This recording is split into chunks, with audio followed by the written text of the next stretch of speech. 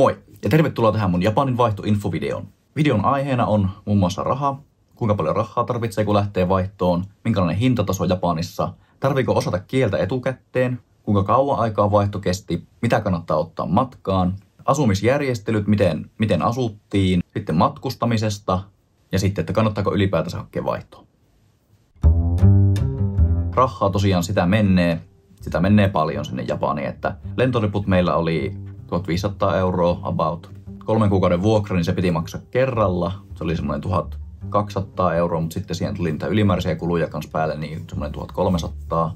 Ylipäätänsä koko reissun aikana meni about 5 tonnia rahaa. Paljon sinä sitä on? 5 tonnia.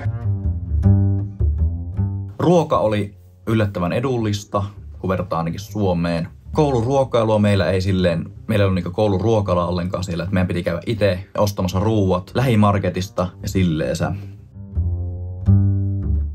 No siis tosiaan meillähän oli mukana henkilöitä kanssa, jotka ei ollut japanin kielestä oikein kokemusta aikaisemmin. Ja ihan hyvin siellä pärjää ilman sitä japanin kielitaitoa, mutta se kielitaidon osaaminen, kun sä osaat sitä kieltä, niin siitä saa sitä kulttuurista paljon paremmin irti. Että jos on vähän senkään niin kieltä opiskelua etukäteen, niin siitä on hyvin suuri apu. Niin varsinkin just kaupassa käynnit ja sun muut, että se auttaa hyvin paljon. Alustavasti meillähän siis oli tarkoitus, meille tuli info, että meidän vaihto olisi kestänyt vain jonkun 2 kuukautta maksimissaan. Lokakuusta marraskuun puoleen väliin, mutta me tosiaan haluttiin olla pitempään Japanissa. Me haluttiin kokea uusi vuosi ja joulu. Me tosiaan varattiin meidän lentoliput vasta ensi vuoden puolelle, tammikuulle. No tosiaan siinä tuli semmoinen ongelma, että mehän siis oltiin käytännössä turistiviisumilla siellä Japanissa. Ja se on 90 päivää maksimi. Me suunniteltiin semmoinen Korean reissu. Marraskuun aikana käytiin Koreassa viikko ja tultiin takas. Ja sitten saatiin uusi viisumi 90 päivää. Oltiin sitten sinne loppuun asti. Omat lääkkeet ja sitten tosiaan niille lääkkeille semmoiset dokumentit. Jos tosiaan on tämmöisiä lääkkeitä, mitä ei välttämättä saa tuoda Japaniin silleen suoranaisesti, niin sitten niistä pitää pyytää semmoinen englanninkielinen todistus omalta lääkäriltä. Ja sitten mielellään vielä, jos on oikein mahdollista, niin kääntää japanin kielelle, mutta se ei ole pakollista. Että kunhan ne on englanniksi, niin se on ihan jees. Passi totta kai, voimassa oleva passi. Siitä kanssa semmoset skannatut kopiot, että on vaikka kännykällä otettu kuva ja mielellään vielä paperilla vielä erikseen oma passi.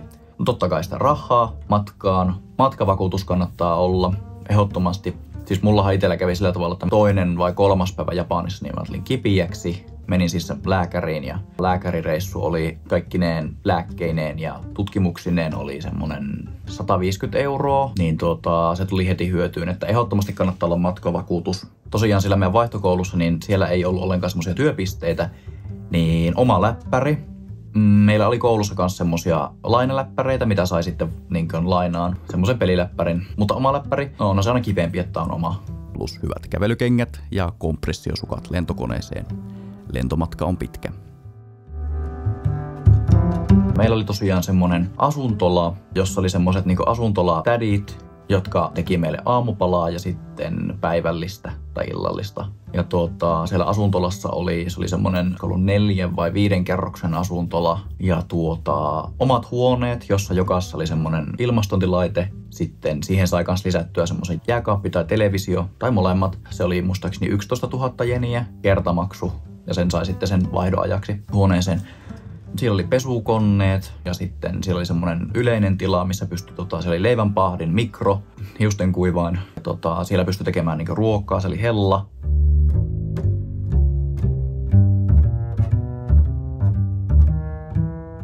Meidän asuntola sijoittui Ikeshitan alueelle. Ja sitten me Ikeshitasta kuljettiin kouluun Higashiyama-lainalla semmoinen keltainen linja. Ja sitten siitä kuljettiin, se oli about, mitäköhän mä sanoisin, 12 minuuttia. 12 minuuttia meni kulkea sillä metrolana kouluun. Ja koulumatka oli aika lyhyt. Se ei ollut yhtään silleen paha loppujen lopuksi, että tosiaan matkustamisesta, eli meillä oli semmonen Manaka-kortti, mutta käytännössä kaikki muutkin kortit käy, että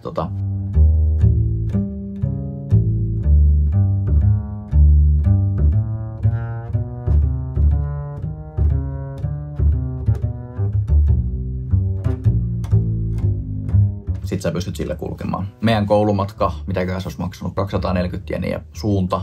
Eli päivässä aina joku 480 jeniä, joka on tämän verran euroissa.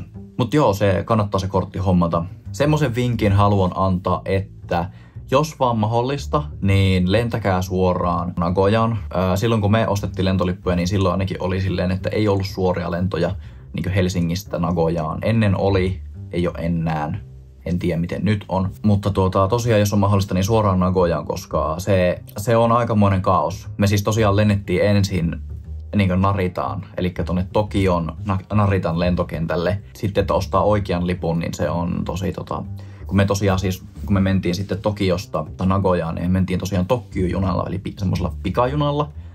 Ja pikajunaa tosiaan pitää olla erikseen semmoinen pikajunalippu. Ja me sitten, kun osalla meistä tosiaan ei ollut vielä sitä IC-korttia, ja ostivat niin kuin normaaliliput, niin sitten siellä junassa konduktööri tuli tarkastaa lippuja, ja sitten hän sanoi, että tämä ei käy. Sitten päästiin kuitenkin perille ja no, joka tapauksessa, niin se on hirviä säätö, että kannattaa suoraan lentää Nagojaan, jos vaan mahdollista. Voin semmoista sanoa, että okei, koululta saatiin apurahaa, semmoinen kuin Riitta ja Jorma-säätiö, niin sieltä haettiin kans Japanin vaihtoon kansainvälistymistukea. Plus Kelaan asumislisä ulkomaille ja Kelaan korotettu opintolaina. Kannattaa hakea vaihtoon. Kannattaako hakea vaihtoon? Kannattaa. No okei, se maksaa. Jonkin verran rahaa kyllä maksaa, mutta te saatte olla siellä Japanissa sen 3 kuukautta. Se on semmoinen experience, mitä ei välttämättä tule toista kertaa vastaan. Ja nyt kun teillä on se mahdollisuus, niin teidän kannattaa käyttää se hyödyksi. Ei siitä vaan pääse mihinkään. Vaihtoon kannattaa hakea. Joo, siinä kaikki. Kiitos, hei.